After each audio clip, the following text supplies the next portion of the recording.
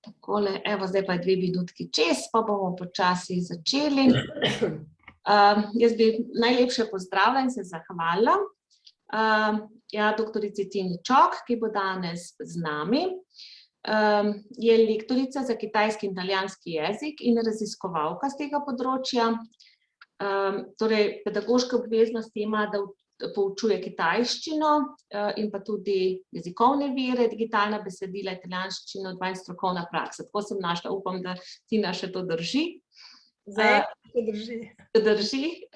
No, to zanimiva so vaša raziskovalna področja, kognitivno jezikoslovje, ki ni preveč stara disciplina, s katero se ukvarjate, kognitivni vidiki raziskovanja nesorodnih jezikov, in to se mi zdi pomembno področje in tudi danes mogoče za nekatere izmed nas novo in se prav veselim teh nesorodnih jezikov. Tu je jezikovno učenje in poučevanje, razvijanje medjezikovnega ozaveščanja, torej veliko stvari, ki jih delamo tudi v projektu Jeziki štejejo, kamor ste vsi, če je kdo na novo v naši skupini, potem vam res polagam na srce, da vtipkate Jeziki štejejo in pogledate na naš portal. Jezikovni in družbeni vidiki sodobne Kitajske, seveda je kolegica napisala že kar nekaj člankov z tega področja, tudi iz teh raziskovalnih tem in hkrati je sodelovala tudi v projektih, no in ravno eden izmed projektov, ki sem ga pač jaz tudi zasledila, je ta večjezičnost v Evropi kot nek vir za imigracijo, immigration in kako pač je potrebno ravno vzpostaviti dialog med univerzami na področju Sredozemlja. Tako da najlepša hvala še enkrat, Kristina, in predajam vam ekran in prostor in veselim se vašega prispevka. Seveda po vaši predstavitvi pa bomo veseli še kakšnega odgovora na naše vprašanje. Hvala. 谢谢。 女生们、先生们，大家好，欢迎参加今天的谈话。No, to bi bilo pozdrav in dobrodošlico v kitajščini, od tu dalje bom pa seveda govorila v slovenščini, tako da brez skrbi. Malo sem vas hotela prestrašiti na začetku in let razbiti. Zdaj bomo pa še samo sekundico. Bi prosila, če lahko mi dovolite delitev PowerPointa oziroma screen. Tina, lahko, jaz namreč tule ne morem nič narediti. Lahko, prosim, Tina, ena od Tin poskrbi, da se deli. Bomo v bistvu, da boste tudi malo lahko sledili. Ja, tako. Se veliko nimam gor, v glavnem. No, seveda, ja. Pa še opravičujem se za svoj slab glas. Ja, nič ni hudega. Se ravno iz viroze vam vlečem. Ja. Tina, mogoče me slišite? Tina? Zdaj je uredila, zdaj bi mogli iti. Aha, dobro, okej. Ja, meni še vedno piše, da se ne da, ne vem. Se bo šlo, dobro, hvala, super. Hvala, Tina, hvala. Da gledam še to, evo ga, torej.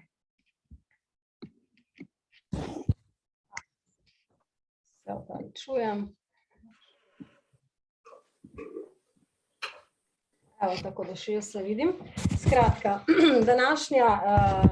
današnji prispevek oziroma pomenek, torej bo malo manj formalen, čeprav razumem, bolj mišljeno, da se v bistvu v neki tematiki pomenimo, bo namenjen seveda kitajščini, ki je moj sorodni jezik, se pravi, je moj dušni jezik, jaz kitajščino in kitajsko da imam v srcu, čeprav je tako daleč od mene. Bom pa poleg tega, da bom fokusirana na kitajščino, poskušala nekako predstaviti tudi en vidik tega medjezikovnosti in kako je pomemben, kako so medjezikovne zmožnosti, medjezikovna razsežnost pomembna, mogoče še bolj kot pri sorodnih jezikih, pri jezikih kot je kitajščina, ki je od naših indoevropskih jezikov precej oddaljena v marsikaterem pogledu. Torej, Dr. Pižornova me je predstavila, jaz sem mislila tudi več o sebi povedati, zato da bi kontekstualizirala današnji pomenek. In sicer ne bom se poglabljala v to, kaj vse učim, ampak predvsem dejstvo, da sem že več kot 10 let učim, poleg drugih strokovnih jezikoslovnih predmetov, tudi 2 lektorata, se pravi italijanski jezik in kitajski jezik, in da me v bistvu ta večletne izkušnje poučevanja teh 2 jezikov, ki sta si pravzaprav že nista sorodna med sabo, spodbudilo tudi neko bolj raziskovalni duh v meni, in sicer, da sem odkrivala, kako različno pravzaprav je treba ta 2 jezika učiti, ker sta dejansko, imam na drugi strani govorce indoevropskih jezikov in kadar jih učim indoevropski jezik in kulturo in civilizacijo in nekaj, kar je zelo blizu njih, je to popolnoma drugačen način pristopam, kot to delam, kadar se poučujem kitajščino. In ta izkušnja kot učiteljica, kot profesorica je spodbudila v meni, pa tudi kot učenka, konec koncev tudi jaz sem bila enkrat na drugi strani katedra in sem se kitajščine začela učiti na fakulteti in sem ugotavljala, kako je ta proces v bistvu drugačen od tistega, ko sem se pa začela učiti italijanščino. Jaz sem se začela italijanščino učiti že od vrtca, od malega in sem dejansko ta jezik bližine popolnoma drugače dojemala in ga še danes drugače razumem. Mislim, da bolj globje ga razumem kot recimo angleščino, ki je prišla potem vmes, in pa sploh kitajščino. In iz vseh teh mojih izkušenj nekako danes raziskovalno, kot tudi pedagoško, pravzaprav poskušam pomagati tistim, ki se učijo kitajščino, kako preseči dejansko ne samo največje je seveda jezikovne ovire, ampak kulturološke, kar je izrednega pomena, in pa tudi kognitivne vidike tega jezika, pravzaprav, pri čemer ugotavljam, kako pomemben je ta kognitivni vidik pri učenju nesorodnih jezikov in pri poučevanju nesorodnih jezikov. Današnji pomenek sem si jaz zastavila nekako v 3 delih. Na začetku vas bom čisto na kratko uvedla v ta kitajski svet z nekaj podatki o kitajščini, zato da ga postavim v malo globalni, da ta jezik postavim v globalni kontekst. V naslednjem delu bi se dotaknila medkulturne razsežnosti, ki vemo, je del vseh, je kurikula vseh tujih jezikov, je izredno pomemben, je tudi zelo močno in trdno ustaljen del, torej razvijanje medkulturnih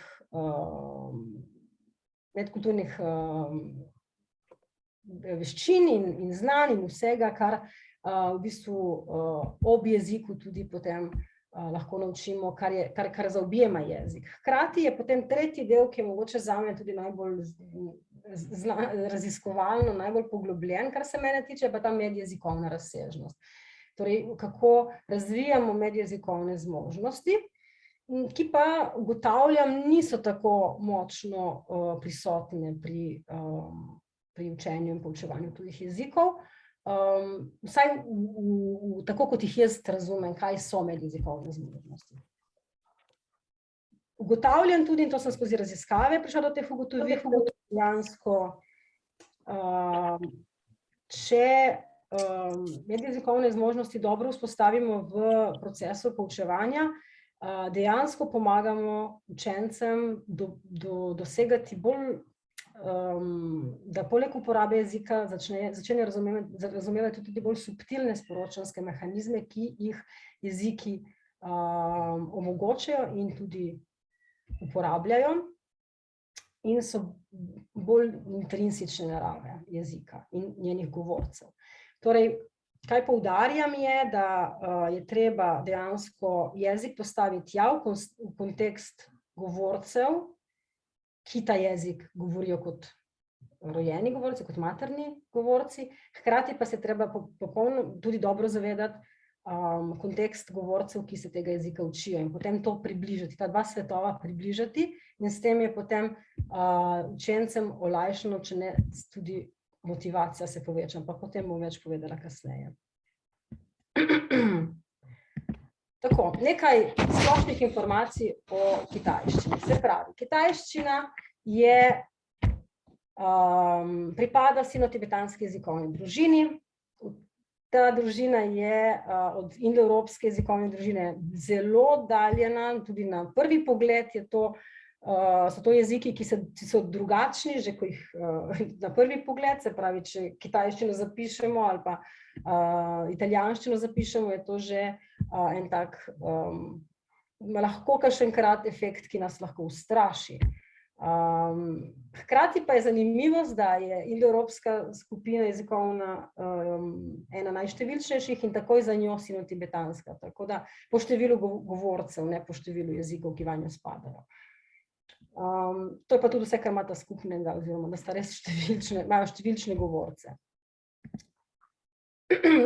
Večino das verjetno ve, da Kitajci govorijo standardno kitajščino, eni boste rekli, aha, je to mandarinščina, ja, to je mandarinščina, ta dva izraza se uporabljata najbolj pogosto za opredelitev tega makrojezika. Govorimo pri kitajščini o standardni kitajščini oziroma mandarinščini o makrojeziku, zato ker je to jezik uradnih situacij, se pravi jezik, ki se ga Kitajci učijo v šolah, s katerim komunicirajo v formalnih situacijah in tudi manj formalnih situacijah, v trgovinah, na pošti, na banki, ga berejo v medijih, ga poslušajo po televiziji, ga poslušajo po radiju. Hkrati pa večina Kitajcev govori še vsaj en jezik, ker poleg mandarinščine, torej standardne kitajščine, je na Kitajske razširjenih še vsaj 8 precej razširjenih jezikov obstaja, med njimi recimo, mogoče vam bolj poznana kantonščina, ki se govori na jugu Kitajske.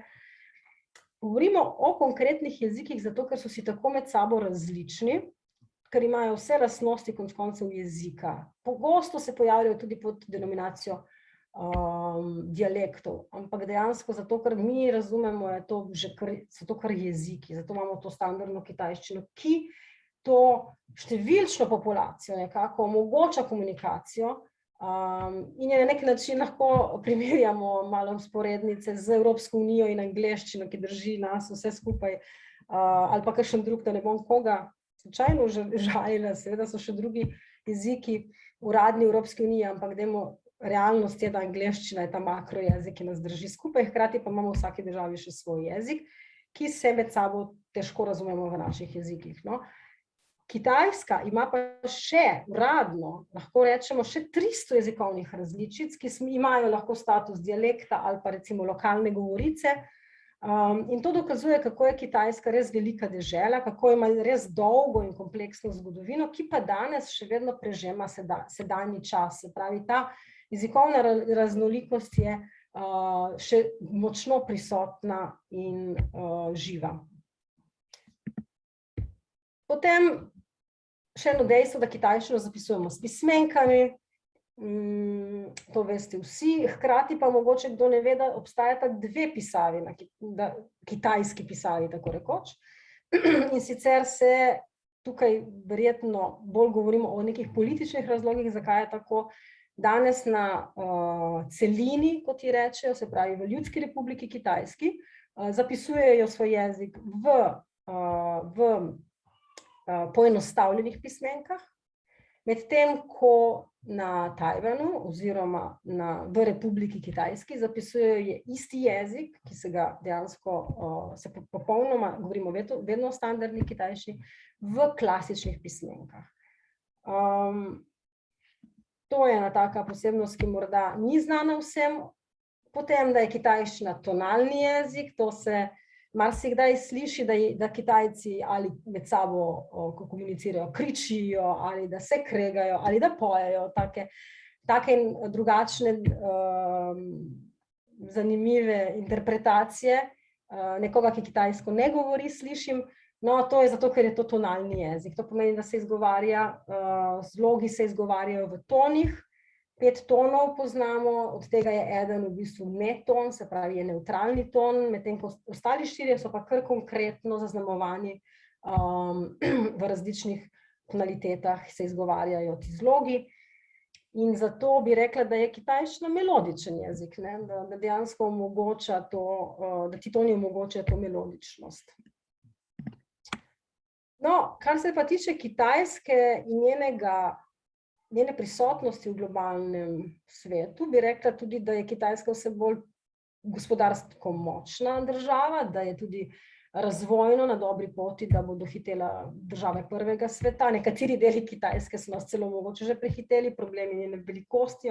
Kitajska je dežela razlik, se pravi, eni deli Kitajske so dejansko še tretji svet, drugi deli Kitajske pa so popolnoma v vseh pogledih lahko primerjajo s državami prvega sveta. Njena pomen se veča in Kitajsko se tudi velesile že obračajo in se zavedajo, da je Kitajska nekako nek akter prihodnosti v globalni, recimo, politiki in to dokazuje tudi, da je kitajščina eden od 5 uradnih jezikov Združenih narodov, ne, k kateremu seveda je pripomoglo tudi številno prebivalstvo, ki ta jezik govori. Hkrati pa s številkami se ve, ne, lahko jih uporabljamo in zlorabljamo, tako da velikokrat se sliši, ja, največ ljudi govori kitajsko, moraš se tudi ti učiti kitajsko, ker dejansko je to jezik prihodnosti, tega ne vemo. Če bo res kitajščina jezik prihodnosti, vsekakor je veliko ljudi govori kitajsko, zdaj pa je razlika, govorite kitajsko kot materni govorec, ali je to kitajščina kot tuji jezik, ali pa recimo drugi, tretji jezik, ne. Tukaj številke pravijo, da se angleščina absolutno še vedno plasira in ima supremacijo in je v tem pogledu absolutno govorimo o 900 milijonih govorcev angleščine kot tujega jezika, medtem ko se kitajščine uči še vedno veliko ljudi, absolutno govorimo o 200 milijonih ljudi, ki se učijo pa govori kitajsko kot tuji jezik. Po drugi strani pa seveda je Kitajska dežela, ogromna dežela z veliko prebivalci in tukaj pač je zgovorno tudi število, koliko ljudi govori kitajsko kot materni jezik, smo več kot 900 milijonov, ne. Tako da to so zdaj znana, bolj znana, najbolj znana dejstva o kitajščini. Zdaj pa bi jaz nadaljevala z nekimi bolj vidiki kitajščine, ki so pravzaprav pomembni za to, kadar učimo ta jezik.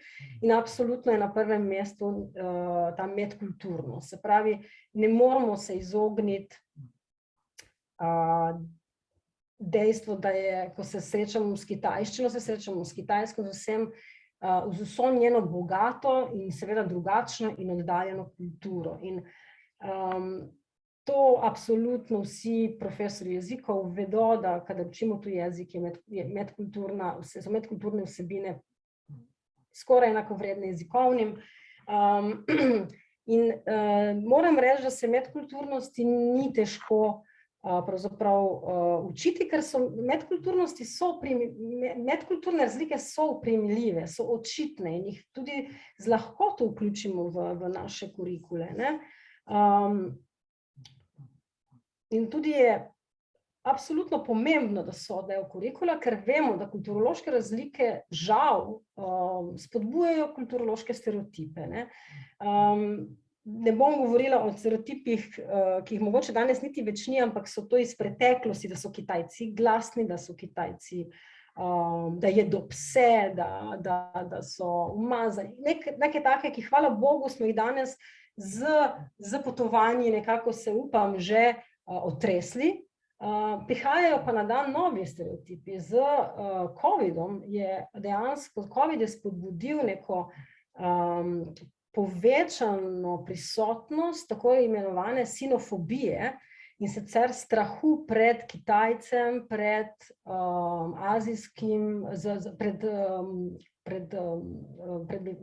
ljudmi azijskega videza, ker je virus se prvič pojavil v tistem koncu sveta. Vemo, kakšne zelo neposrečene izjave so imeli tudi politiki, ki so poimenovali virus kot kitajski virus, wuhanski virus. Blizu nas smo imeli italijanske politike, ki so imeli take izjave, da bi za današnji svet mogoče že mislil, da smo presegli take kulturološke stereotipe, a hkrati situacije, kot je COVID, prinesejo na dan najhujše v človeku. Strah je huda reč in naših eurocentričnih pogledov na svet so še močno očitno zakorenjeni v nas samih in v družbi. In to učitelji jezikov moramo konstantno delati na tem, da to nekako podiramo stereotipe, da se pač ne pojavljajo. In ko se pojavljajo, je dobro, da jih dejansko tudi mogoče čim prej razložimo in tako onemogočimo, da bi se zasidrali v naših stališčih. Kulturološka ozadja, seveda, torej to govorim tu o kulturoloških ozadjih, kako vplivajo na različne oblike verbalne in neverbalne komunikacije, govorim o tej, seveda, medsebojni vplivanju kulture in jezika. Tukaj gre za neprestan pretok in v jeziku vidimo, je poln nekih kulturoloških pojavov in obratno, v kulturi se lahko tudi neke jezikovne specifike lahko poznajo. Naša naloga, kadar govorimo o medkulturnosti, je pa da, recimo primer te slikice, da učimo ljudi, da je 6, res da včasih 6, včasih pa lahko tudi to 9 in da je to dejansko prepoznajo, da omogočajo, da je zorni kot tisti, oziroma lahko je to zorni kot, lahko je to drugo kulturno ozadje, drugo jezikovno ozadje, ki vpliva na to, kako stvari vidimo. Včasih je to bolj enostavno razložiti, zakaj je 6 in včasih tudi 9, včasih je pa to težje in najdemo tudi mi težje razloge, zakaj je to drugače. No, in z razvijanjem medkulturnih zmožnosti seveda bogatimo naše stališča, znanja in spretnosti in to je za današnji čas pravzaprav vedno bolj pomembno, da so prihodne generacije še bolj odprtega duha, kot smo mi, in še bolj radovedni, še bolj spoštljivi do drugih ljudi, kultur, tudi konec koncev konceptualnosti, da znajo recimo razbrati pomen tudi med vrsticami, ki ni tako na prvo žogo, da se znajo prilagajati, da niso zasidrni v svojem stališču, recimo. In to delamo z razvijanjem medkulturnih zmožnosti, tako da jih tudi učimo znanja o državi, o kulturi in tako dalje. To dejansko vsi, mislim, da smo glavni učitelji tukaj, predstavljam ali pa drugih disciplin, ki to absolutno poznate. In to ni nič novega, danes nisem nič novega o tem povedala. No, mogoče bom kaj novega povedala v zvezi z medjezikovno razsežnostjo tujih jezikov, ki je pri kitajščini še mogoče bolj poudarjena. Kot jaz razumem medjezikovno razsežnost, ki ne velja samo, da je to razlika med jeziki. To je veliko bolj širok pojem in gre onkraj jezika in je tisto, kar je onkraj kulture pravzaprav. Predvsem je za razliko od medkulturne razsežnosti medjezikovna težje oprijemljiva. Mi si težje dejansko sami sebi razložimo, zakaj jezikoslovne razlike med jeziki prehajajo v neke kognitivne in vedenjske vzorce njenih govorcev. In včasih moramo res se poglobiti v raziskave, kje se te manifestirajo. In skozi to je težje dejansko spodbujati razumevanje drugačnosti. Tudi zaradi tega je verjetno medkulturnost bolj prisotna v kurikulih tujih jezikov, ker je bolj oprijemljiva, kot sem že prej povedala. Tukaj ne vidim, da bi se medjezikovnost in medkulturnost dejansko bili nasprotni, ampak mislim, da je medjezikovna razsežnost, da je treba medjezikovne zmožnosti bolje integrirati v pouk tujih jezikov, jo uskladiti pravzaprav z medkulturnostjo. In mogoče ne poenostavljati, da je vse izvira iz nekih kulturnih vzorcev, Tudi zato, ker potem se nekje ustavi, ta kultura lahko do neke mere nekaj razložimo z razliko v kulturi, potem se pa nam ustavi in potem moramo iskati globje pomene, bolj intrinsične pomene in tukaj je medjezikovnost krasen mehanizem, ki nam to omogoča. In še vedno nam ostane ogromno stvari, ki jih ne moramo razložiti, zakaj smo si tako različni, ampak jih moramo enostavno sprejeti drugost, drugačnost našega recimo sogovornika. Tukaj bi sedaj šla na en konkreten primer, ki sem ga pravzaprav sama zelo pred kratkim tudi spoznala. Pred kratkim se je na spletu pojavil nesoglasje okoli pozdrava ni hao. Kdo je od vas, mogoče, če kdo govori kitajsko, ve, da ni hao je splošni pozdrav v kitajski, da se ga takoj naučimo, kadar se kitajščine začnemo učiti. Če tega ne veste, vam povem, da to je, kot da bi vam rekla živjo ali pa hello v angleščini. Ob ni hao obstaja potem še ni hao ma, ki je pa struktura, ki v bistvu ta ma dodamo temu pozdravu in postane vprašanje, kako si.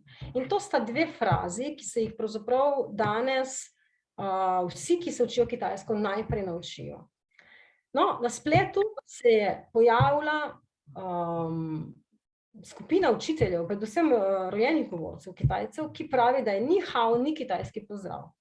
Da je to popolna izmišljotina zahodnih učiteljev ali pa recimo vpliv zahodnih jezikov in da dejansko z uporabo tega ni hao, pa ni hao ma, kdor kitajsko govori ali se uči, pokaže, da ni Kitajec in sicer, da je tujec, in da tega bi mogli, da bi se ta pozdrav mogel dejansko brisati iz pravzaprav kanoničnih didaktičnih vsebin, kjer se pojavlja, jaz sem imela ogromno učbenikov v rokah skozi leta in moram reči, da niti eden ni na začetku spustil tega ni hao ali pa ga drugače nekako predstavil, kako naj bi se Kitajci pozdravljali. Druga skupina učiteljev zagovarja ni hao, da je kitajski pozdrav, vendar priznava, da ni hao bil pravilno predstavljen in so celo naredili raziskavo pri rojenih govorcih, kolikokrat ta ni hao uporabljajo, kaj za njih ni hao pomeni.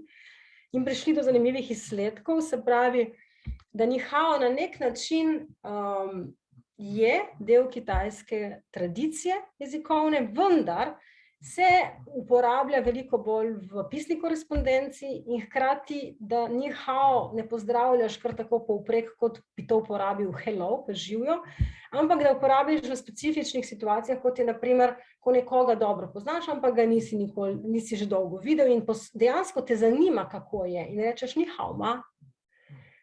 Mi vemo, da anglosaška kultura ima tale how are you doing today, kot obliko pozdrava in tudi ni pričakovan odgovor, je v bistvu ta živjo v tej obliki, kako si.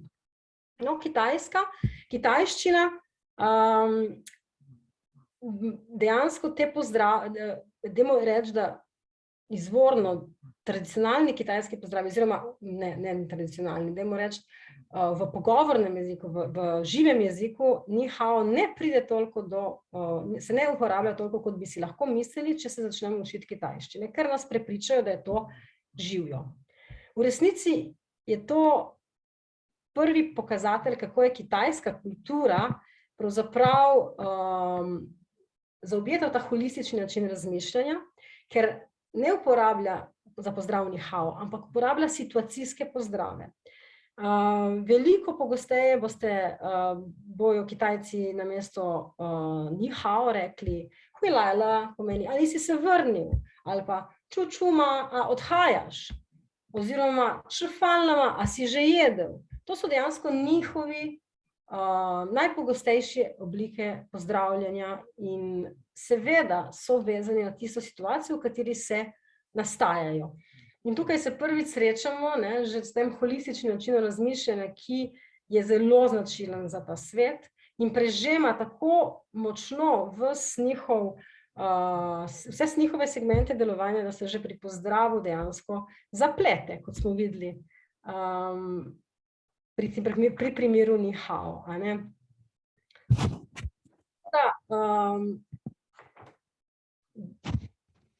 ta primer se mi zdi tako zanimiv, ker je dejansko, še jaz moram priznati, leta učim kitajsko, ampak nisem nikoli razmišljala, da ni hao se dejansko ne uporablja tako pogosto, kot ga predstavljajo učbeniki. In jaz seveda, ko na kitajskem s svojimi kitajskimi prijatelji komuniciram, jaz verjetno ga ne uporabljam, to sem ga nekako ponotranjila, da rečem, da uporabljam druge oblike, ne, bolj situacijske pozdrave. Hkrati pa učim, ker me učbenik nekako tako zavede, da je ni hao pozdrav kot živijo. Ne. Tako da učbeniki bi mogli to bolj paziti, bi mogli biti bolj avtentični v teh pogledih in je to treba seveda paziti. Ne. No, od tega holističnega pogleda na svet, ne, bi jaz malo predstavila dejansko, kakšne so te razlike recimo med Zahodom in Vzhodom ravno v tem miselnem procesiranju stvarnosti, ki potem dejansko prežema naš vsakdan. Ne. Predvsem pa moram tukaj seveda opozoriti, da ne želim, da bi se to razumelo, kot da so to neke kategorične delitve na vzhod-zahod. Absolutno ne gre za to. Vsaka značilnost, ki bom omenila za Kitajsko, se prav zagotovo pojavlja tudi na Zahodu in obratno. Na Zahodu imamo ogromno nekih situacij, v katerih lahko tolmačimo skozi neke holistične, bolj kontekstualne situacije. Gre pa, dejstvo pa je, da so neke skupnosti na Vzhodu in Zahodu to so bolj prevladujoči vidiki teh skupnosti, dajmo tako reči, ne. Ampak absolutno je to v resnici precej bolj kompleksno in med sabo povezano. Če pa že moramo iskati, ne, in nekje iz nečesa moramo izhajati, ne, da vidimo razlike, bi lahko te bile nekako, kar se tiče miselnega procesiranja in v bistvu konceptualizacije stvarnosti. Torej, kadar govorimo o mišljenju, kako razmišljamo, ne, velja nekako, da se na Kitajskem, da je bolj prisotno to sintetično razmišljenje. Kaj pomeni sintetično? Verjetno, če ga vam predstavim, kot da doma pri nas se bolj analitično razmišlja, boste bolje razumeli, se pravi, da sintetično mišljenje je, da gleda vedno na široko sliko in da upošteva ogromno dejavnikov, preden oblikuje mnenje o nečemu, ne, in razume svet skozi kot rezultat medsebojnega delovanja vseh elementov. Torej, nekdo, ki razmišlja recimo po kitajsko, razmišlja izhaja iz tega, da išče povezave. Mi, recimo, da na Zahodu pa smo bolj osredotočeni na oblikovanje kategorij, smo osredotočeni na posamezne elemente, ne, radi razčlenjujemo, ne.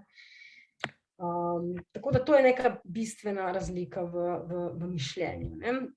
Potem za logiko velja, da je na Kitajskem velja nekoliko bolj spiralna logika, ki je recimo, da bolj ovinkasta, tudi bolj prefinjena, subtilna, medtem ko na Zahodu je ta logika linearna, se pravi, je bolj neposredna, iščemo vzročne povezave, asociacije med dvema predmetoma opazovanja, ne.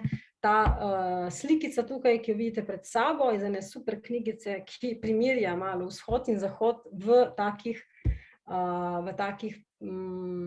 stiliziranih slikicah, ponazori to tako, ne. Na levi strani imate zahoden pogled na razmišljanje oziroma kako tvorimo neka stališča, ne, torej linearno, medtem ko na vzhodu, to je desna rdeča stran te slikice, pa bolj zapleteno, sicer tukaj ta ni linearna, ampak vendar ne, je ovinkasta, je nekako išče različne možnosti pri oblikovanju stališča, recimo.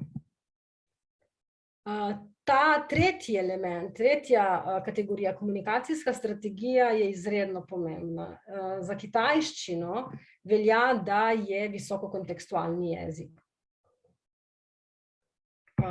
Medtem ko za indoevropske jezike pa, da so to nizkokontekstualni jeziki, ne. Visokokontekstualni jeziki pomenijo, da slonijo na kontekstu, ne. Pomenijo, da je pomen absolutno ni neposredno izražen. ampak je veliko in zelo pogosto, in to vam bom tudi razložila kasneje skozi primere, veliko primerih samo nakazan, treba ga je razbrati iz širšega konteksta, treba je iskati te povezave, ne, da prideš do pravega pomena. Tukaj se pojavi tudi zelo močna raba neverbalne komunikacije in bolj posrednih jezikovnih vzorcev. Za nizko kontekstualno, torej za naše jezike pa naj bi veljalo, da mi pač pomen želimo biti, pri izražanju pomena želimo biti čim bolj neposredni in predvsem verbalno izražamo vse. In to tudi velikokrat jemljemo kot dobro lastnost našega, recimo, oblike komunikacije. V odnosih se ta razlika pozna na tem, da na Kitajskem, recimo, je kontekst izredno pomemben pri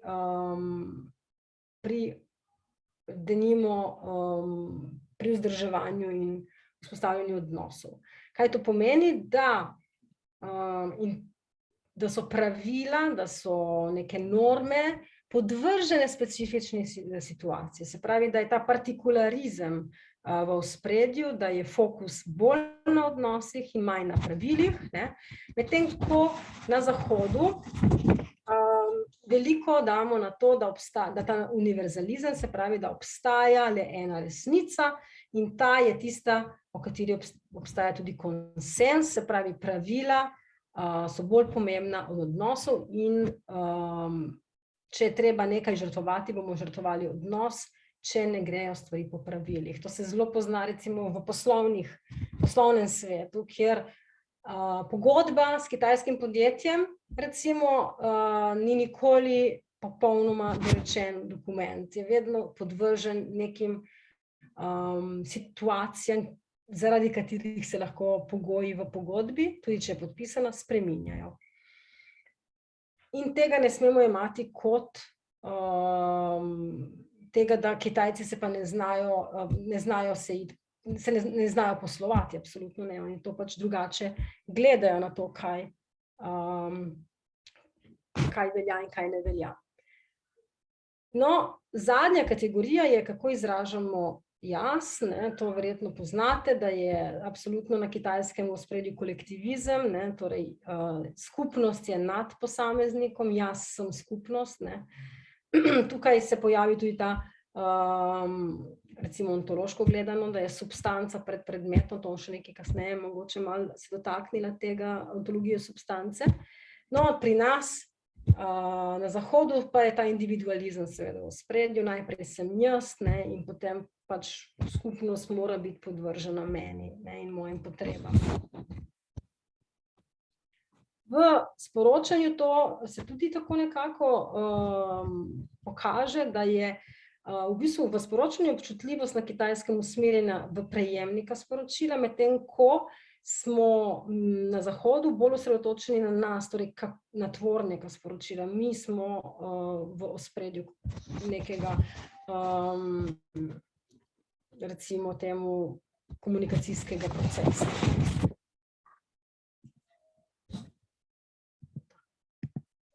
No, tale slikca bi še predstavila, kako izgleda ta kolektivizem v nasprotju z našim individualizmom, naš življenjski slog. No, kako se ta odraz kitajske konceptualizacije, ki je bil predstavljen zdaj v tej tabelci, dejansko pokaže tudi v jeziku. Predstavila vam bom v bistvu dva primera, ker če ne bom predolga. Teh primerov je tudi še več. Ni pa lahko identificirati v jeziku, potem te konceptualne vzorce. Se je treba res poglobiti. Torej v verbalni komunikaciji. V jeziku je ta visoko kontekstualni jezik pri kitajščini precej značilna visoka kontekstualnost. Kaj to pomeni? Da je kontekst dejansko bolj pomemben kot sam pomen besed in da velikokrat je prepuščen pomen prejemniku sporočila, ki mora potem v bistvu celotno situacijo razumeti, da razume konkreten pomen. No, glagolski vid je kategorija, s katero se jaz posebej ukvarjam pri svojih raziskavah, in sicer sem prav v doktorski dizertaciji se posvetila in raziskala, kako se izraža glagolski vid, tako slovnični kot leksikalni v kitajščini, in sem to primerjala še, kako izražamo to v slovenščini, primerjalno seveda, in še v italijanščini, kot nek v bistvu umestni jezik, ki sem ga imela kot primerjavo. Seveda se je pokazalo, da ker sem potem glagolski, torej dovršni, nedovršni glagolski vid abstrahirala v kategorije, ki so bolj prisotne v vsakdanjem življenju, v ta dihotomni par med procesom in rezultatom, se je pokazalo, da dejansko v kitajskem jeziku je ločnica med rezultatom in procesom precej zabrisana, in da se tudi to izraža na precej, da je to precej prepuščeno kontekstualnosti v resnici, kar si za slovenski jezik težko predstavljamo. Naši možgani slovenskega govorca morajo vnaprej določiti, v katere obliki bo glagol v naslednjem trenutku uporabljen. Torej imamo kategorije rezultata in procesa izredno dobro in natančno opredeljene, in to dejansko se potem pozna tudi v našem vsakdanu. Nekomu, ki je ta ločnica zabrisana, si morate predstavljati, ga tudi drugače razume, kako pomemben je proces in koliko pomemben je rezultat. To je po eni strani tudi lastnost sintetičnega mišljenja, se pravi prepuščanje pomena nekemu širšemu kontekstu, nekim drugim, mogoče tudi neverbalnim mehanizmom, da o tem dejansko soodločajo, dajmo reči temu. Podobno je pri kategoriji samostalnika. Števnost samostalnika je zelo podobna. Dejansko v kitajščini, če zelo poenostavim, bi lahko rekli, da nezaznamovana oblika samostalnika je v osnovi množinsko. Primer je žan. Žan v kitajščini pomeni človek, lahko pa pomeni tudi ljudje. In veliko pogosteje samo žan je razumljen kot ljudje. Če hočemo reči človek, moramo tej besedi dodati še na primer merilniško besedo igržen, in to je en človek. Ali pa potem nekako iz konteksta razumeti, da gre to za enega človeka, dva, tri ali pač ljudi. Zaprav vidimo, da tudi tukaj v množini, da je tudi tukaj zabrisana v bistvu meja med tem, ali je samostalnik v ednini ali samostalnik v množini. In tukaj so strokovnjaki pred mano že ugotavljali to razliko, ta števnost samostalnika v kitajščini je kar precej raziskana, in so poudarili, da je to v bistvu ta zmanjšana delitev na množino in ednino je poudarjanje substance nad fizičnim predmetom. In tukaj je spet ta sodelovanje, se pravi, poudarjanje substance pomeni, da mi dajemo večji pomen medsebojnim vplivom med predmetom in kontekstom. In spet vidimo, da je ta kontekstualnost v jeziku izrednega pomena in da dejansko Kitajcev, govorcev to ne zmoti. Nas bi to spravilo verjetno ob živce, ker tako kategorično moramo izražati stvari v našem jeziku. V kitajščini, kot tudi v vsakdanjem življenju, pa je ta negotovost pravzaprav jih ne spravlja stira, bi lahko temu tako rekla. To je, kar se tiče jezika, recimo dva primera sem tukaj predstavila. Imamo pa še primere kulture, kjer se odraža ta konceptualizacija v kitajski kulturi. Tega je pa še več primerov. Tukaj bi lahko naštevala nedogled, in je predvsem del te neverbalnega komuniciranja. Recimo povezave ali pa mogoče povezave oziroma poznanstva, mogoče bolje prevesti, so guanxi. Guanxi so en izredno pomemben mehanizem družben, ki v kitajski pravzaprav pravzaprav predstavlja sistem odnosov v družbi in temelji celotna kitajska družba deluje zato, ker delujejo guanxi. Gre za poenostavljeno, to so pač poznanstva, povezave, ki jih v svojem življenju ustvarimo. Na Zahodu se pogosto pojavljajo z negativno konotacijo, ker mi poznanstva takoj konotiramo na negativno čustveno nabijemo, kot nek smislu nepotizma, pomaganja prijateljem. No, predstavljajte si, da tale nepotizem na Kitajskem absolutno ni razumljen negativno in je dejansko to modus vivendi. Oni tako pridobijo pravzaprav večino stvari, ki jih pridobivajo, najprej preverijo guanxi, kje jim lahko nekdo pomaga. Lahko se pogovarjamo, da pridejo do službe preko teh poznanstev, lahko dobijo, prosijo za usluge, pa celo mizo v restavraciji si pridobijo z guanxi, informacije, otroka vpišejo v vrtec, šolo, univerzo s pomočjo guanxi, tako da to je način, kako ta družba deluje. In zanimivo je, da tudi pri nas obstajajo. Mi imamo tudi, seveda imamo odnose, imamo seveda tudi poznanstva, ampak tale slika je meni fenomenalna. Na levi strani imamo guanxi po zahodno, na desni bi imeli pa guanxi po kitajsko. Kaj ta slika prikazuje? Enostavno, da naše povezave, naša poznanstva so med sabo popolnoma nepovezana. Tudi na Kitajskem. Prvi nivo povezave je vedno družina. Ožja, potem že razširjena, potem se to poveže z povezavami in odnose, ki jih imamo s prijatelji. Potem to povežemo z odnose, ki jih imamo s sodelavci. Potem to povežemo z odnose, ki jih imamo z našim mesarjem, našim prodajalcem sadja, potem to povežemo še z našimi znanci, s katerimi hodimo na jogo, na nogomet in tako dalje. Skratka, iz tega vsega v bistvu se ustvarja ena zelo kompleksna povezava, struktura povezav, v kateri ta družba deluje. Mi pa na Zahodu imamo te skupine naših povezav nekako ločene in se med seboj jih ne mešamo, načeloma. Se pravi, to niso tako kategorično razdeljene izjave, da ne bi mogli tudi pri nas, mogoče kakšen deluje bolj v smislu Kitajcev, eni pa so bolj radi ločujejo te svoje povezave, recimo. No,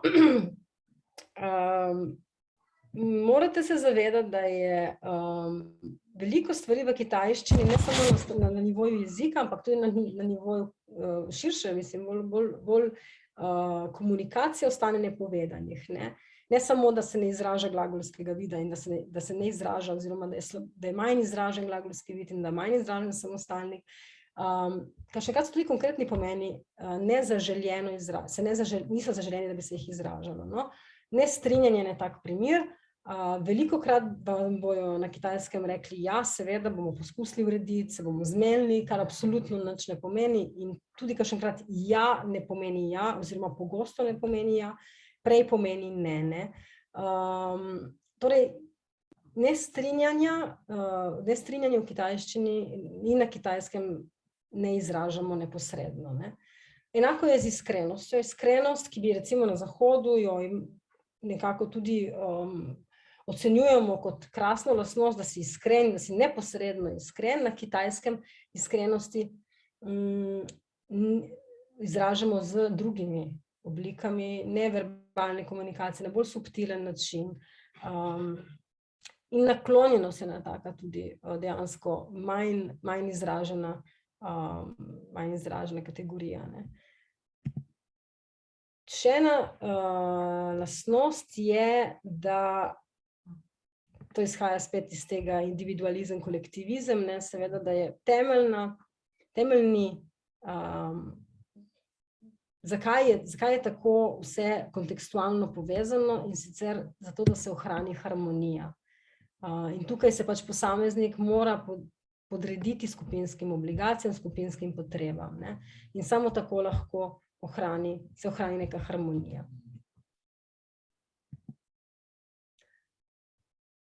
No, še en primer iz prakse, ki ni vezan toliko ne na jezik, ne na kulturo, ne, in mogoče tudi ni pogosto predstavljen kot primer medjezikovnosti in medkulturnosti, ampak jaz sem ga malo raziskala in je bil simpatičen, ker se vse to, kar sem vam zdaj govorila, pravzaprav zelo konkretno pokaže skozi en tak konkreten projekt. In sicer družbeni kreditni sistem. Ne vem, če ste da je kdo od vas že slišal, da na Kitajskem se uvaja, oziroma lahko bi rekli, da je že kar uveden družbeni kreditni sistem. To je sistem klasifikacije posameznika glede na točkovni sistem. Torej vsak posameznik na Kitajskem in podjetja, zdaj so vse bolj tudi podjetja podvržena temu družbeno kreditnemu sistemu, dobi določeno število točk in glede na njegovo vedenje znotraj družbe in nekih norm, ki jih ta predvideva, lahko te točke povečuje ali pa zmanjšuje in glede na to se njegovo življenje lahko izboljšuje in postaja vse lažje in bolj enostavno ali pa zelo komplicira. Konkretno, če vaših točk ni dovolj, se vam lahko zgodi, da ne boste dobili taksija, ali ga ne boste mogli priklicati. Lahko se vam zgodi, da vam ne bojo rezervirali sobe v hotelu ali pa da ne boste mogli nakupiti stanovanja, ker ne boste verodostojna stranka za pridobivanje kredita, stanovanjskega kredita namreč.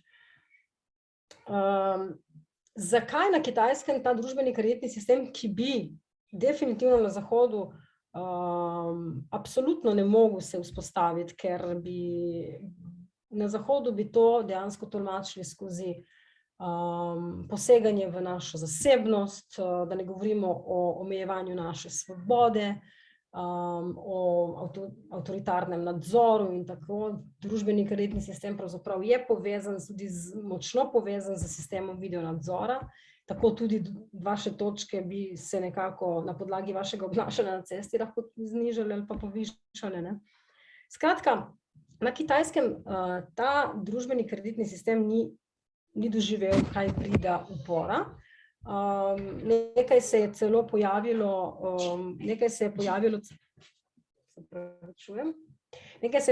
celo prostovoljcev, ki so se vnaprej javili, da bi se ponudili, da se lahko na njih poskusi neko pilotno fazo tega projekta.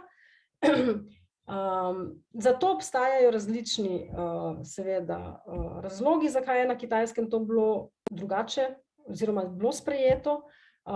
Kulturno-zgodovinski razlogi, politični razlogi, seveda te lahko najdemo, da so recimo, da je avtoritaren sistem, da so se ljudje iz strahu dejansko podredili tej obliki nadzora.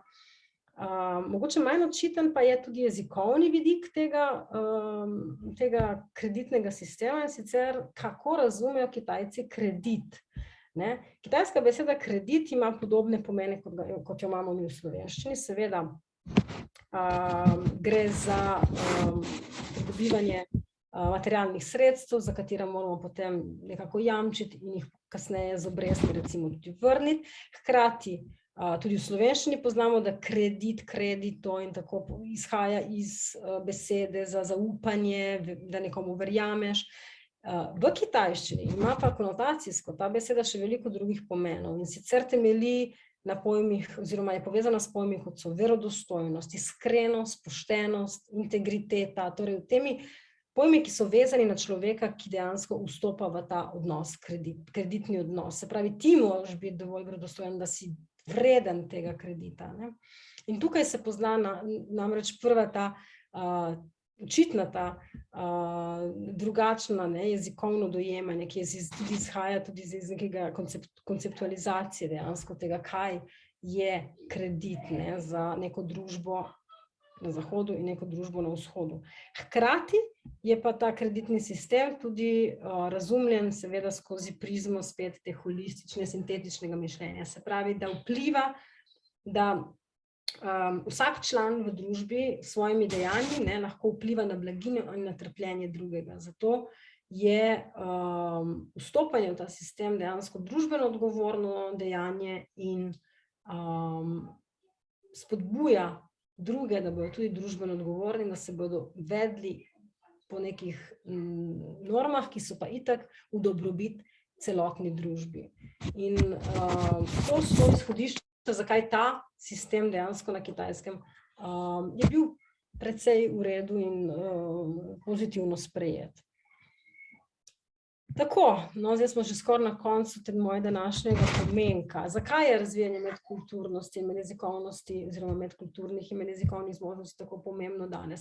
Torej, pričakovali bi, da z globalizacijo, svetom, ki je vedno bolj blizu nam, cel svet nam je pravzaprav na dosegu rok, spoznavamo druge kulture, da bomo vse bolj odprti, da bomo vse bolj spoštljivi, vse bolj da bomo tolerantni, ampak vidimo, da kljub temu je še veliko dela na tem področju, da bomo ustvarili prihodnje generacije, prihodnjo družbo, ki bo stvari gledala nekoliko drugače, kot recimo naši predniki. Tukaj ta slika pove več kot 1000 besed. Ko gledamo isto stvar z različnimi očmi in se ne moremo zmeniti, a je to zdaj res zajec ali gre za raco, ali se enostavno zmeni, da zate je to pač enostavno raca, zame je pač to zajec in gremo naprej, ampak raje se spravimo zaradi takih različnih pogledov na stvari v konflikte.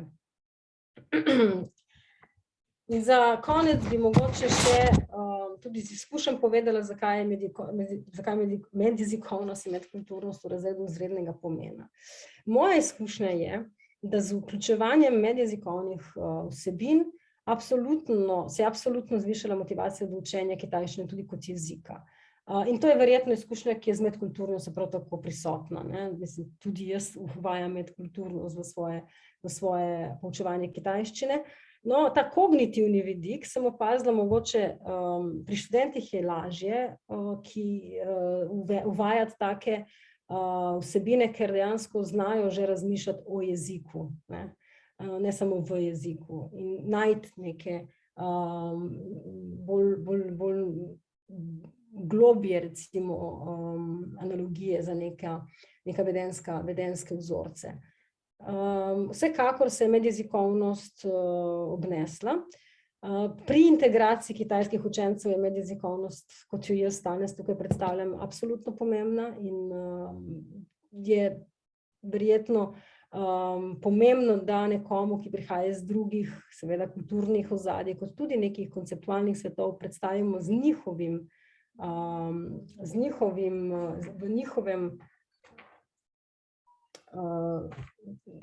stvari z njihovega zornega kota, da bodo potem razumeli tudi oni naš zorni kot. In pa seveda spet zato, da bodo prihodne generacije še bolj radovedne, še bolj odprte in še bolj tolerantne do drugosti, ki je seveda nam vse bližja. Tako. Ja, najlepša hvala, tole je bil kar zelo zanimiv, tako malo izlet ali pa popotovanje v drug jezik, v drugačno razmišljanje, v drugačnost konceptov, v res neko drugost, v katero včasih, ker smo tako, kot ste Tina dobro povedali, nas ta evropocentrost, centričnost nas nekako bira ali pa uvira, da bi lahko še mislili drugače in sprejemali tudi drugačna stališča, drugačna mnenja in drugačno videnje sveta. Tako da, ja, meni je bilo res zanimivo. Ampak preden bom jaz nekaj imela, torej vprašanj, pa mogoče kar mojim kolegicam, kolegom tam. Ja, izvoli, Jelka, kar beseda je tvoja. To mi je bilo zelo zanimivo, najlepša hvala. Moja edina izkušnja, ki jo imam z, rečemo, bolj daljnovzhodnim, je japonščina, ampak to zelo nimam je, tako bom rekla.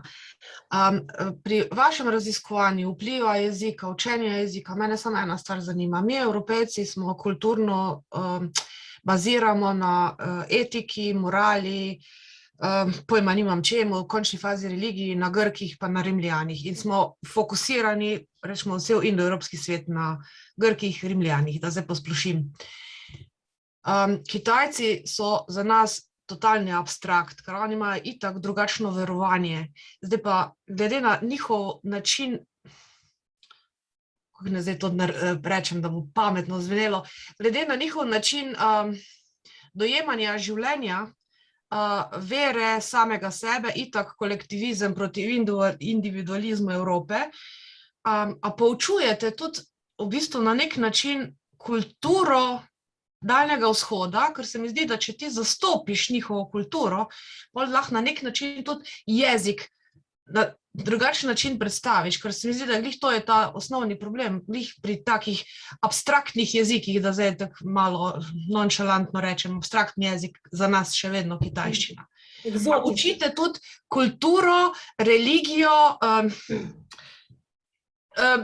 da ne bi zdaj kolobacila, no, to v smislu. Ja, v idealnih pogojih učim vse to. Jaz moram reči, da vsako leto imamo manj ur na voljo in potem je to treba drugače vključevati v dejanski pouk. Jaz jim recimo velikokrat dam teme, da sami raziskujejo, da sami naredijo ta primerjalno analizo, recimo, da jim rečem, konfucijanstvo je recimo temeljna tako vira, kot tudi doktrina, recimo, ni vira, konfucijanstvo ni vira, je v bistvu sistem, moralni sistem, sistem moralnih vrednot, bolj kot absolutno ni vira, ampak temelji, cel sistem današnji neokonfucijanstva danes se ponovno pojavlja, torej te vrednote so vse bolj cenjene na Kitajskem, v obdobju komunizma so jih seveda potlačili in obsojali in nisi smel teh vrednot ceniti. Danes se prebuja zelo močno tale neokonfucijanstvo, konec koncev je tale zadnji predsednik Xi Jinping tudi veliki, tako rekoč po eni strani neokonfucijanc in poudarja te vrednote, hierarhije, recimo, lojalnosti in tako dalje. To so vrednote, na katerih se zelo temelji družbena klima. Skratka, seveda učim, pogovarjamo se o virah, budizmu, daoizmu, pogovarjamo se tudi skozi jezik se pogovarjamo o tem, ravno zaradi tega, ker razlagam, zakaj je kategorija glagolskega vida tako zabrisana v kitajščini. Pa dajmo pogledati, zakaj je to, kako se to manifestira potem v vsakdanu, kako se to manifestira v kulturi, kako se to, seveda, absolutno se to da, ni lahko, moram priznati, to moraš se kar poglobiti v te jezikovno-kulturne, kognitivne povezave, ampak absolutno je to, da je to temelj. Jaz opažam, da se zelo zanimajo, mislim, na ravni visokošolskega poučevanja, mogoče so bolj zreli, lahko to bolje razumejo, pri mlajših mogoče bi bilo treba to nekoliko prirediti, kako mlajšega spodbuditi, da razmišlja v jeziku, nekem metajezikovno spodbujevanje je težje, ker so bolj fokusirani na konkretne zadeve, oni morajo stvar videti, da jo razumejo, tako da mogoče ta medjezikovnost je izrednega pomena, sploh pa je pomembna na višjih ravneh jezika, kjer dejansko ti si že vse obvladaš, konec koncev vokabular imaš, obvladaš strukture jezikovne in še vedno ti manjka, zakaj tistega ne morem začutiti, da razumem. In tle ta medjezikovnost dejansko zapolni tisto vrzel, ki jo mogoče celo na višjih ravneh jezika bolj potrebujemo.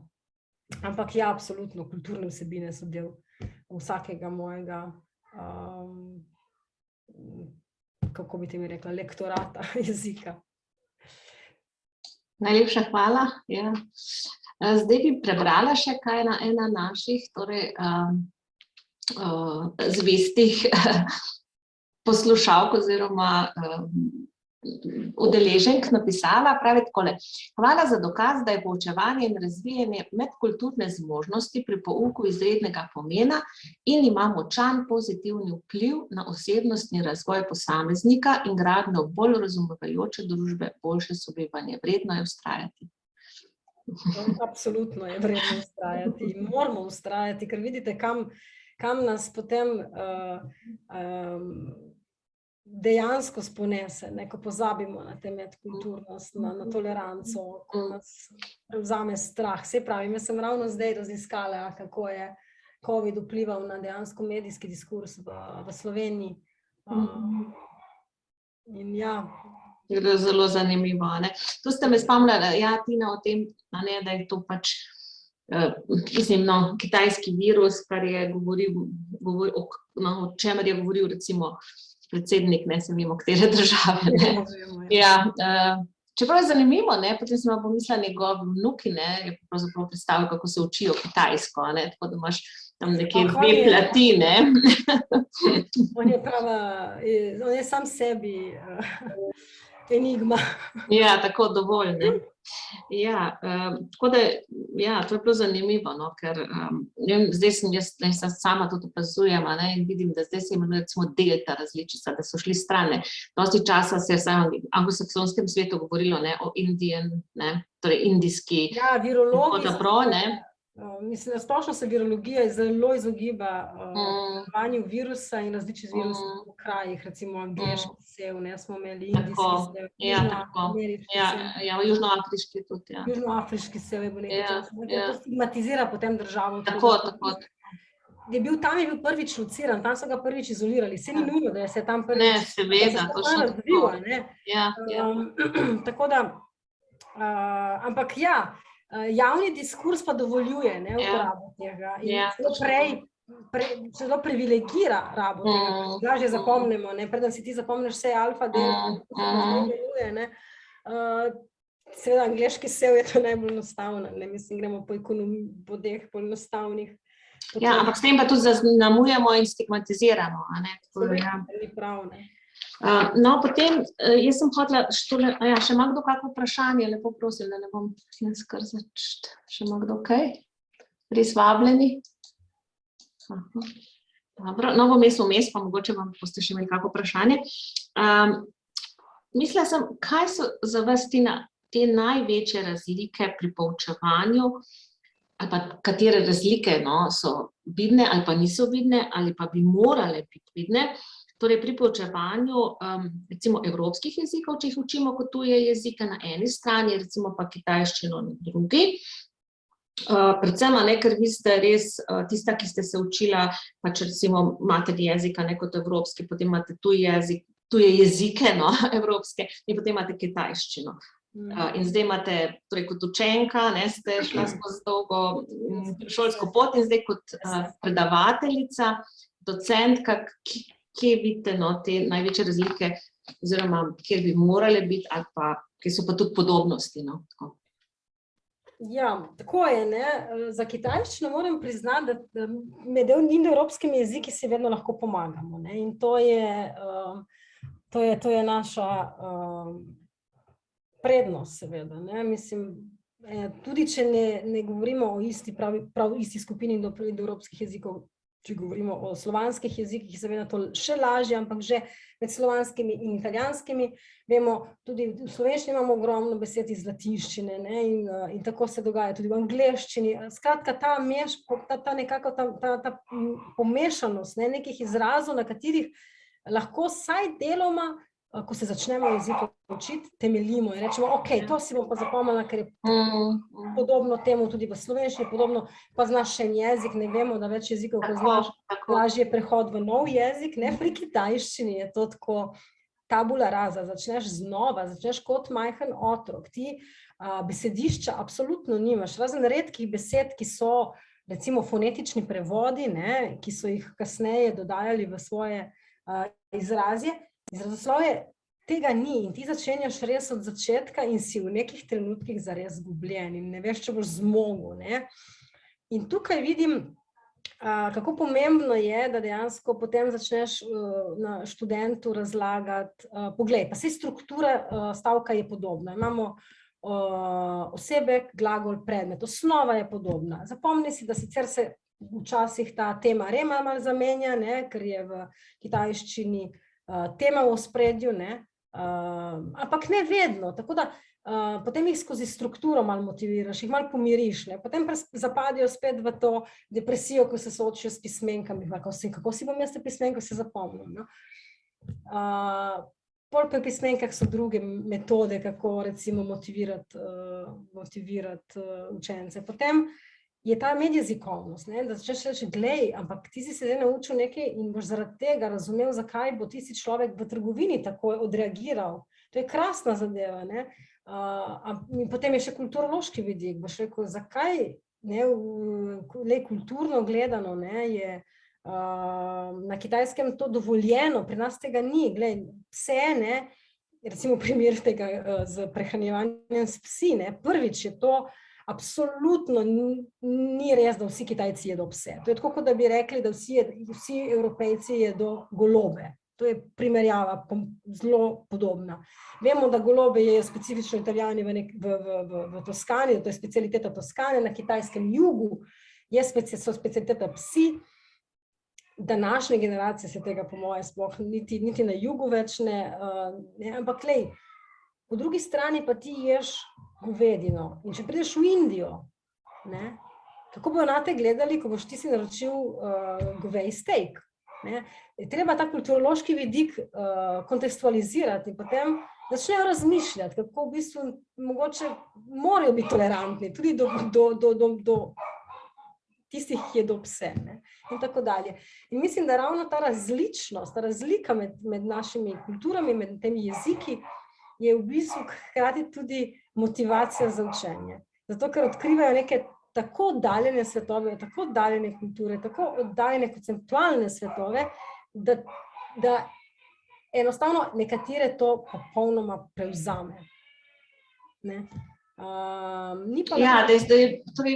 Lahko je torej učenje kitajščine ena velika motivacijska spodbuda, ne, zato ker je toliko oddaljeno in je toliko veliko novih stvari, ne, ki se jih lahko naučiš, ne, da je to lahko motivacija. Na kitajščino je tako.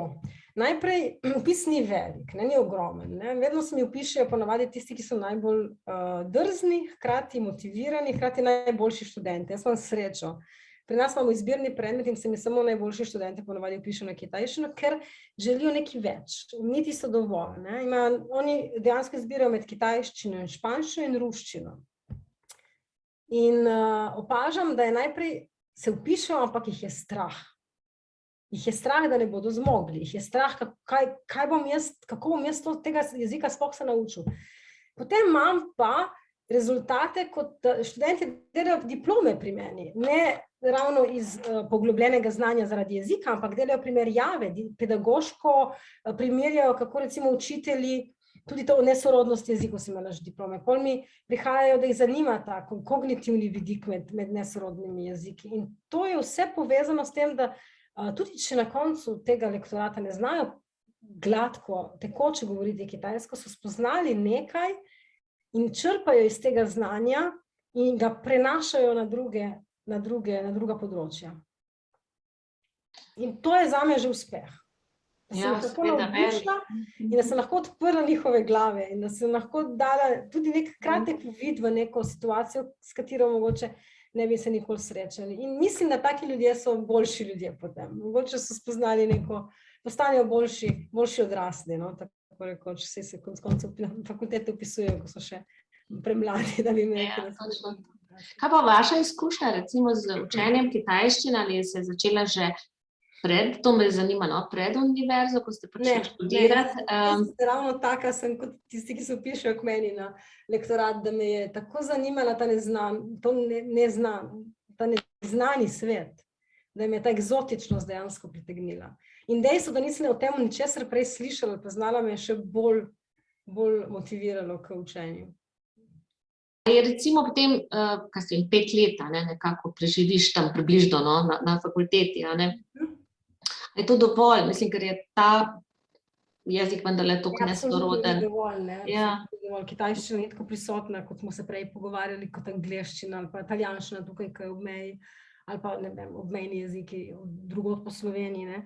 Absolutno je to jezik, ki potrebuje imerzijo. Se pravi, moraš na kitajsko, moraš med ljudi, ki govorijo samo kitajsko in ti ne pustijo možnosti, da bi dejansko se ven vlekel z nekimi angleščinami ali pa svojimi jeziki. Ampak tudi to je recimo ta vidik potovanja, ne, ki me je tudi pritegnil, da bom jaz dejansko ta svet videla. Ne. To je to, kar me je dejansko prepričalo, da je to to, kar rada počela tudi kasneje po fakulteti. Zanimivo mi je bilo tudi to, ko ste omenila, ne, da pogosto pomeni, ne, verjetno tudi ne, kako bi rekla, no. Ne, ni, ne. Ja, ne, ni. Vedno je nekaj na pol, ja ali pa ja. Ja. No, nekaj sem se spomnila, ne vem, recimo, da v določenih tudi delih po moje Slovenije še vedno tako, da, ne vem, moji starši so me učili, če greš kam, a ne, na obisk, da ja ne boš kar, ne vem, veliko vzela z mize, a ne, in potem pričakuješ, da ti bodo večkrat to ponudili, ne, no pa vzemite, ne. In to me je spomnilo pa recimo na anglosaksonski svet, pač v Angliji, tam, kjer sem jaz bila kar velikokrat, ne, kjer je pa obratno, ki ti rečejo pač, ne vem, help yourself, a ne, potem pa nič več ne reče in lahko greš tudi lačen od mize, to hočem povedati, no. Da so te kulturne razlike že znotraj Evrope, no tukaj pa verjetno še bolj, ne, da je to podobno težko, ne. Ja. Podobno kot tisto, kar ste omenila, da so vam starši, da ne sme preveč vzeti, hkrati pa ste dobila to večkrat ponujeno, ne. Ja, tako. V Kitajskem obstaja tak v poslovnem svetu, pa tudi sicer, no, tak pravilo, da se ti pijača ponuja pogosto, hrana ponuja pogosto in da absolutno se ne sprejema ne kot odgovor. Ne obstaja ne. Tudi če boš spil samo en požirek, moraš tisto pijačo vzeti. Tudi če boš ugriznil v nekaj, kar sploh ne veš, kaj je, boš mogel vanj ugrizniti, ker dokler ne boš ugriznil v tisto hrano, ne bojo zadovoljni. Tako da ja, ta podobnost obstaja tudi z našimi mogoče bolj tradicionalnimi pogledi na to, kaj je gostoljubje, ne. Ker če pa ne vzameš na Kitajskem, se pa lahko tudi zelo užalijo. No, tukaj se potem pojavi še tale koncept, da izgubiš obraz, no, in da v te finese nisem šla na predstavitvi, ker so del. Ja, seveda, ker je še toliko drugega. Toliko je tega, da bi lahko se pravim razlagala. No, kako pa recimo, do katere ravni recimo vaši študenti, tam so gledala, ne, da imate 1, 2, 3, 4, ne, se pravi, koliko časa v bistvu lahko nekdo pri vas gradi kitajščino?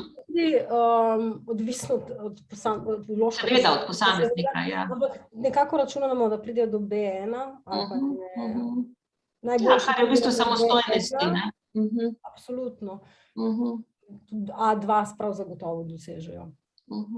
Kako je pa s pismenkami? A je v bistvu se to nekako nujno naučiti, ali je možno tudi, da, veste, da pač kitajsko, tako kot ste nam napisali tukaj na prezentaciji, ne, ste uporabljala pač naše črke, no, pismenke, ne, ali je v bistvu... Ja, ne, to je pinyin, to je pač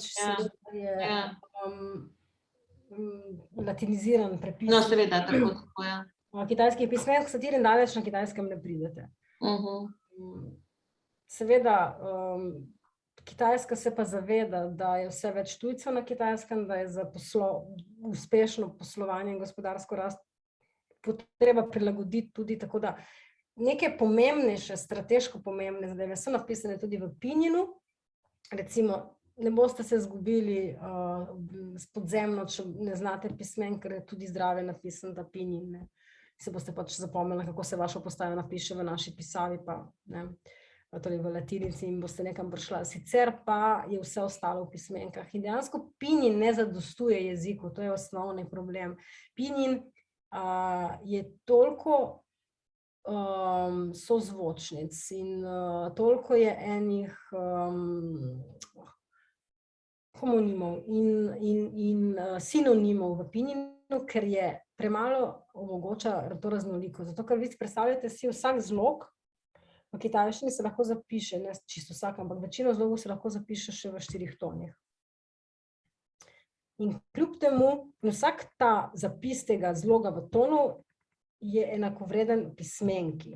V resnici ti samo pismenka dejansko pove kateri, ker potem imaš v tem zlogu več pismenk. Ti imaš ta v prvem tonu lahko zapisan s 3 pismenkami in so popolnoma nepovezani pomeni. Se pravi, pinyin je krasno orodje, kadar se učimo kitajsko, da ne zapademo takoj v pismenke in da se potem tudi lažje naučimo izgovorjave in tako dalje. Sicer pa se s pinjinom absolutno ne moreš pomagati, da bi pisno komuniciral v pinjinu. Ja. Še tole me je zanimalo, recimo teh 5 tonov, vem pač, kje sem prebrala, da seveda starostjo naš posluh upada, in da so tukaj otroci veliko boljši, pač lažje posnemajo vse te glasove, slišijo jih. A imate z vašimi študenti težave, recimo, pri izgovorjavi teh 5 tonov? Ne, proces je vedno približno enak. Na začetku so vsi razglašeni, bi rekla. Če se... Ja, tako kot pri zboru, ja. Nanašamo prav na zborovsko terminologijo. Vsi so razglašeni, nekateri toni so bolj problematični kot drugi, ampak potem po teh začetnih težavah se dejansko zelo lepo, dejansko se jih posluša in se mi zdijo, da ti pa prav zveniš kitajsko. Tako da ja, ni nemogoče se teh tonov naučiti sploh. Vedno je bolj ta strah res, da pač ne bom zmogel. Najprej je strah, potem je sram, sram me je pred drugimi, ker bom to povedal narobe, pa se jim bojo smejali, pa sram me je, ker moram tukaj zdaj nekaj v visokih tonih, v nizkih tonih govoriti, pa kaj je to za en jezik. Potem, ko enkrat to presežejo, je zelo hitro, moram reči, se naučijo pravilno izgovarjati to. Hvala, še mogoče kdo? Ja, imamo še eno vprašanje. Kar je, Jaz sem danes pač, mene vseeno Azija me fascinira. Jaz imam eno prošnjo, gospa Tina, dajte nekaj povedati o Nostoni, da mi malo točujemo. Na začetku ste nas malo prestrašili, pa nismo slišali. Dajte, ne vem, pošljite nas v lep večer, pojma nimam, da bo čim prej korone, konc, vse rek, nekaj povedite, da čujemo, ker vsi smo bili v kitajski restauraciji, vsi to čujemo, ampak pač, da smo malo bolj soočeni s tem. Hvala. Ja, zelo lepo, sem super ideja. 那今天的谈话我真的满意，谢谢大家。Tako se mi zdi, da govorite prazno. Zdaj samo povejte še, kaj ste povedali. Da sem zelo zadovoljna z današnjim pomembkom in da se vam vsem lepo zahvaljujem. No, super, hvala. Jaz tudi v mojem imenu. In zvenelo je zelo kitajsko. Ja, super, ja. To smo se kar malo lahko podali. Vem samo to, da sem že prestara, da bi se to naučila, tako da, fajn. Ne vem, ja, jaz se tudi pravim, da se vedno za naše možgane bolj kot so nesorodni jeziki boljše je, tako pravijo, proti demenci, no. Glede na športe. To pa ni slabo, okej, se začne učiti. Res je, tudi tle nekaj poskušamo raziskovati, kako dejansko bi mogoče ravno nesorodni jeziki lahko spodbujali neke centre v možganih. Ja, to je res. Aha, Nastja ima še, prosim, vprašanje. Jaz se opravičujem, samo kamera mi nekaj nagaja. Mene samo zanima, omenila ste, da na začetku torej kot v tako pomoč, da ne začnete s pismenkami, porabljate te pinjine. Koliko časa, recimo, kdaj začnete potem s pismenkami, recimo, kolikšno znanje potem mogoče kitajščine je potrebno ali pa je primerno? Nismo se čisto prav razumeli, oziroma jaz nisem čisto to povedala. Jaz začnem s pismenkami precej hitro. Zdaj smo oktobra začeli s kitajščino prvo lekcijo, ki je trajala 3 šolske ure, smo posvetili v bistvu nekim bolj generalnim informacijam o jeziku. Malo smo se poigrali s prvimi pozdravi, ta ni hao, ki v bistvu je kitajski pozdrav, ampak ni kitajski pozdrav. Drugič, ko smo se srečali, sem v bistvu že razlagala pismenke, kako so sestavljene, kako jih zapisujemo. In potem pri tretjem srečanju v bistvu jaz uporabljam svojo lastno skripto, ki sem jo pač napisala, nikoli ni bila izdana, ker nisem imela časa to spraviti v neko bolj formalno obliko, ampak oni se dejansko pismenke gledajo skupaj s Pininom istočasno, tako da jih skozi že nekako privajam na pismenke.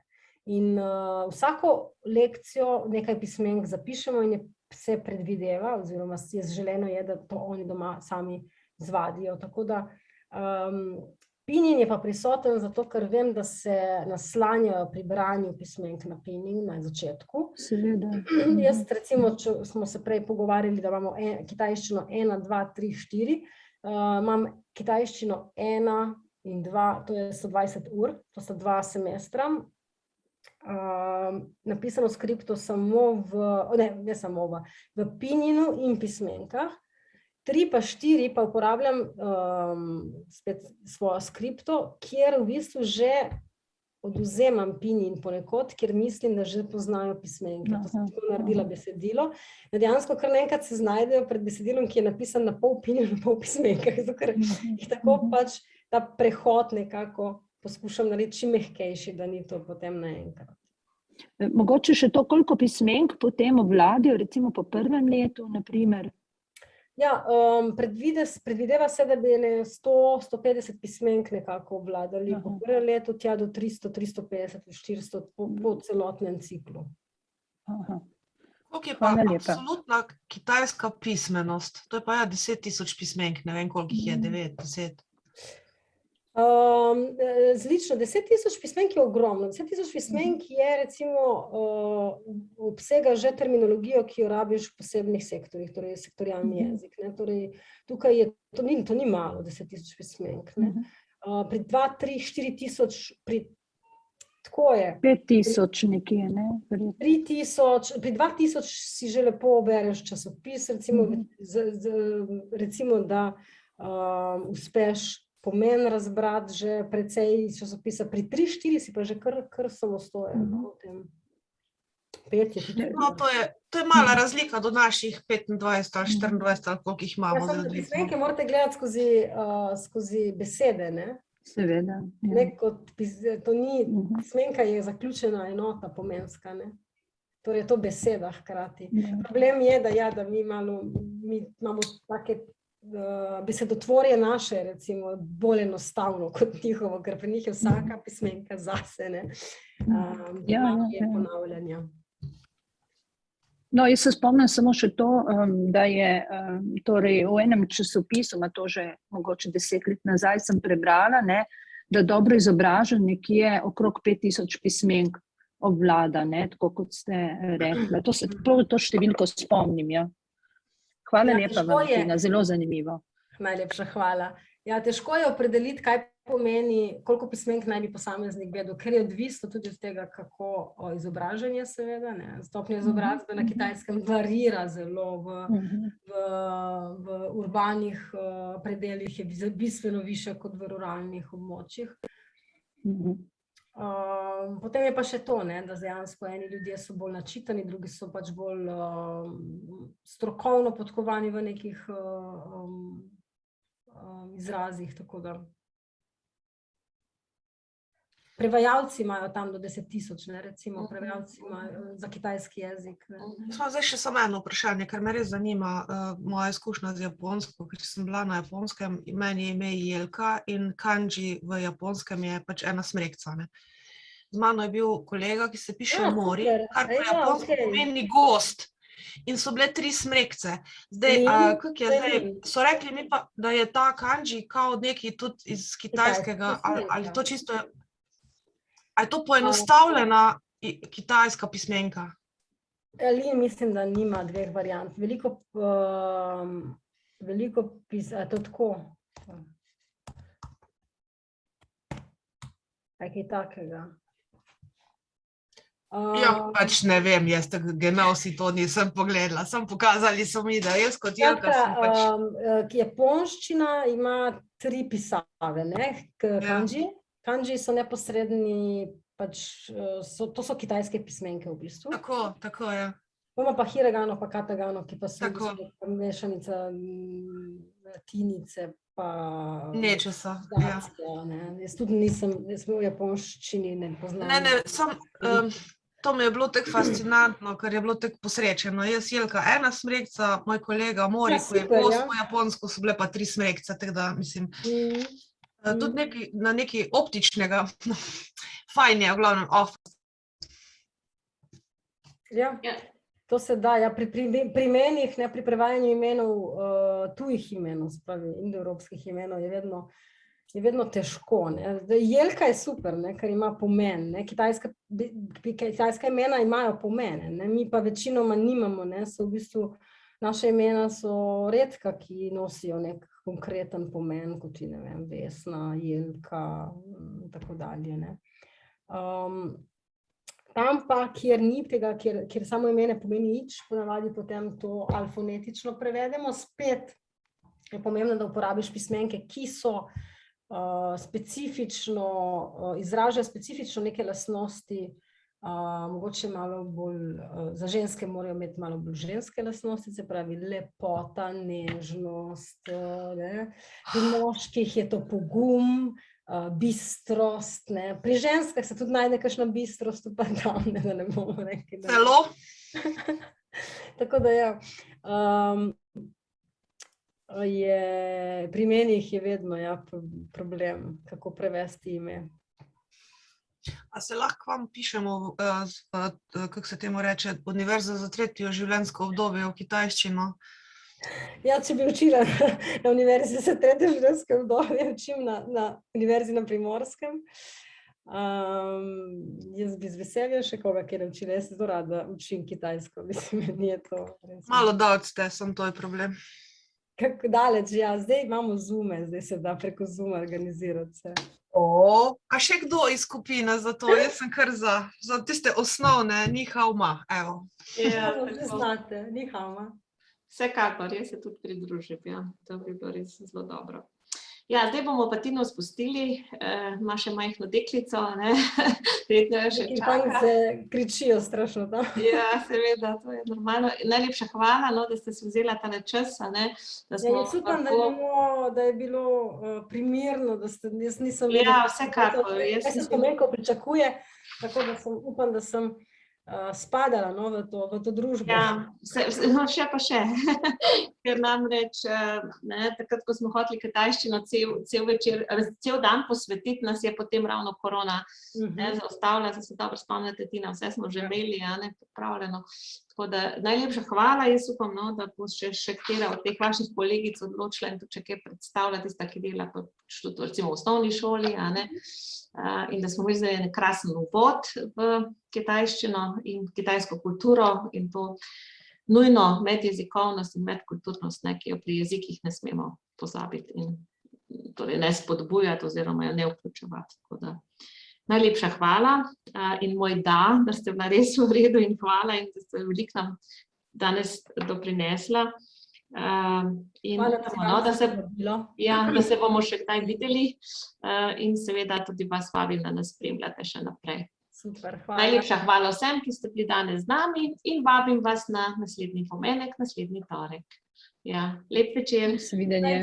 Enako. Lahko noč. Lahko noč.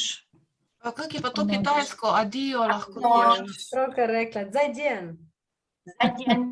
Ok,